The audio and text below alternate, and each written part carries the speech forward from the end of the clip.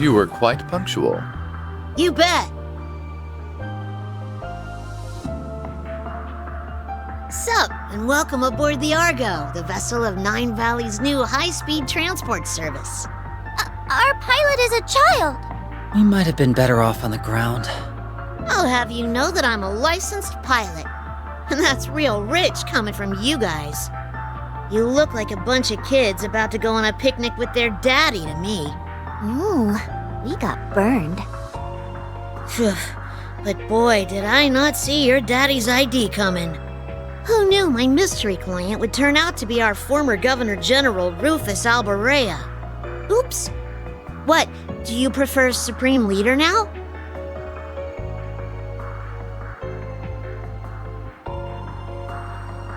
Please, if I knew I'd be repeating myself so soon, I would have gathered my audience. That title is not mine. But then... I'm confused.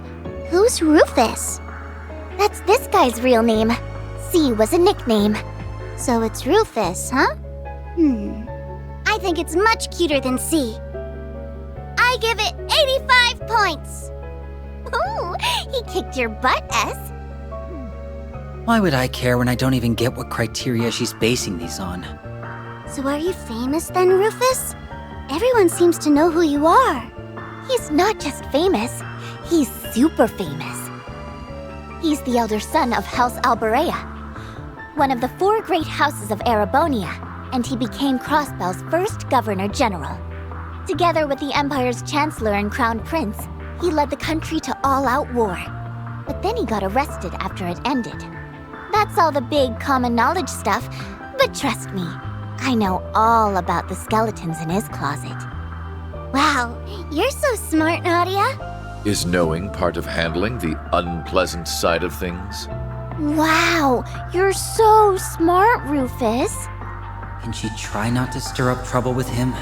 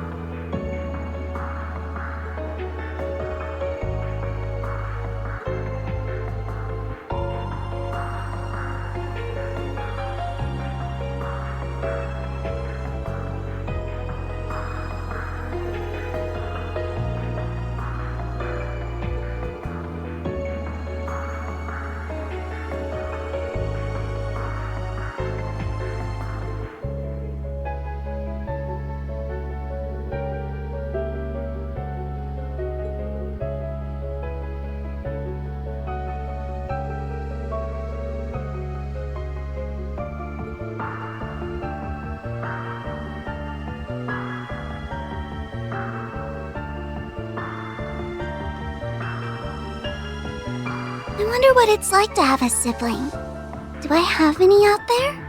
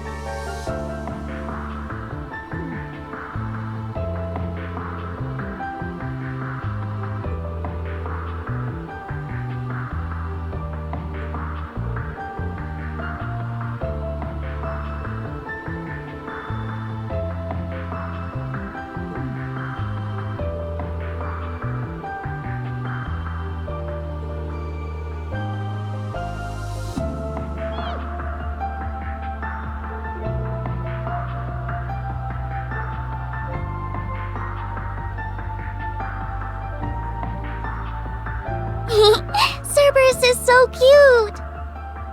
I hope I can pet him later on.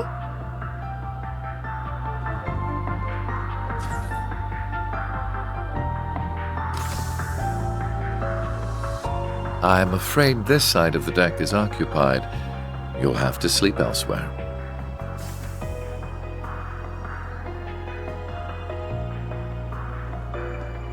I wasn't planning to sleep out here.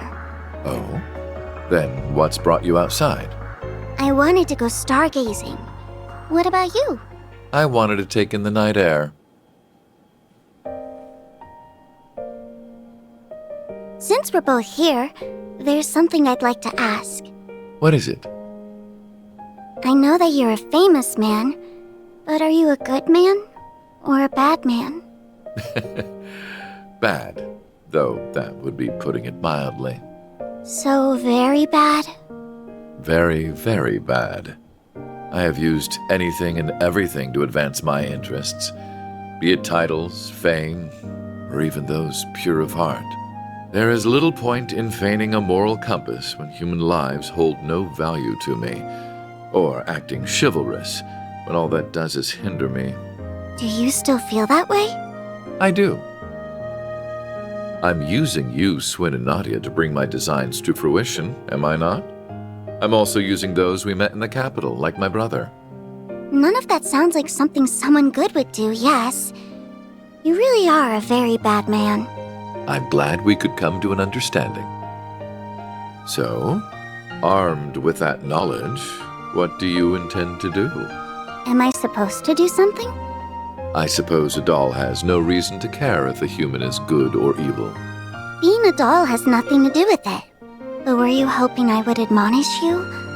Or perhaps comfort you? Of course not. Okay, then I still intend to do nothing. Whether I praise you for your deeds as a hero, or chastise you for your misdeeds as a villain, it won't change you at your core. You are who you are. Just how does humanity look through your lens for you to think in such simple terms?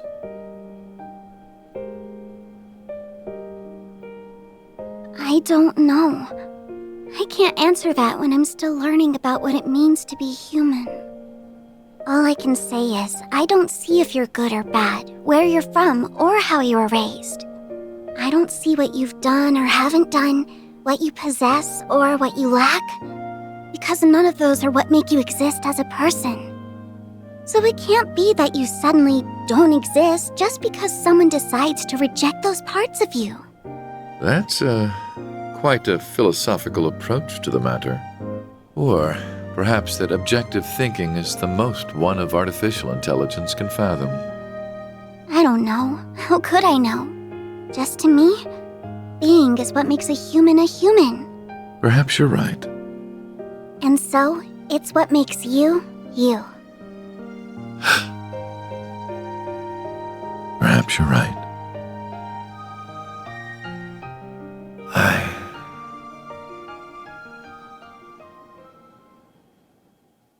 I don't remember the exact moment I began to search for meaning in my life. My father elected to raise me as his own son, irrespective of the fact I was born because his wife laid with another man. He did so with the same ease he rejected his flesh and blood because he was born from a common woman. When I learned the truth, I finally understood that House Albarea wanted me not as a human being, but as a product of noble blood. It was so hard to bear that it made me sick. Was that all? Was that the only reason I existed?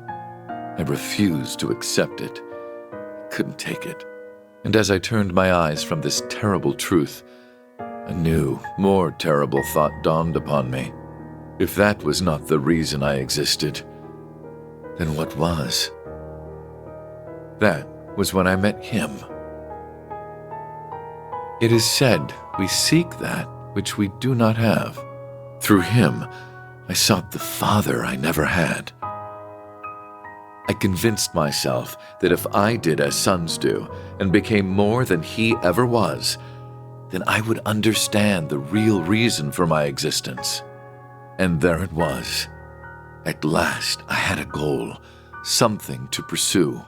I stopped at nothing to make that goal a reality. There was no effort too ambitious, no principle too sacred to violate. But no matter what I did, it still wasn't enough. Everything I had done to secure my victory had led to a resounding, humiliating defeat. A defeat at the hands of my own brother, who, despite his unfortunate upbringing, had grown into someone strong and true. I envied him for that, but perhaps I should have known all along that a mere product could never hope to have a real, genuine purpose. The whole predicament would have been worth a laugh had it not been so deeply painful. Why am I here? What is my reason for being? Who am I? You are who you are. I don't see what you've done or haven't done, what you possess or what you lack, because none of those are what make you exist as a person. Just to me, being is what makes a human a human.